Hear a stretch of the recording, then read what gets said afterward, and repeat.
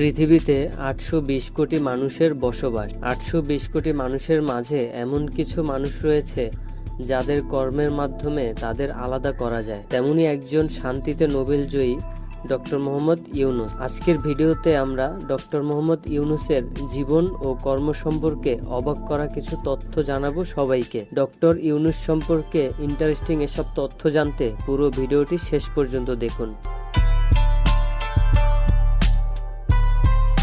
Doctor Mohammad Yunus 1940 সালের 28 June চট্টগ্রামের হাটহাজারীর কাপ্তাই সড়কের বাথুয়া গ্রামে একটি বাঙালি মুসলিম পরিবারে জন্মগ্রহণ করেন। 9 ভাই বোনের মধ্যে তিনি তৃতীয়। তার পিতা দুলা মিয়া সওদাগর ছিলেন একজন জহুরি এবং তার মাতা সুফিয়া খাতুন। তার শৈশব কাটে গ্রামে। তিনি নিজ গ্রামের একটি স্কুলে পড়াশোনা শুরু করেন। সেখান থেকে পারিবারিক কারণে লামাবাজার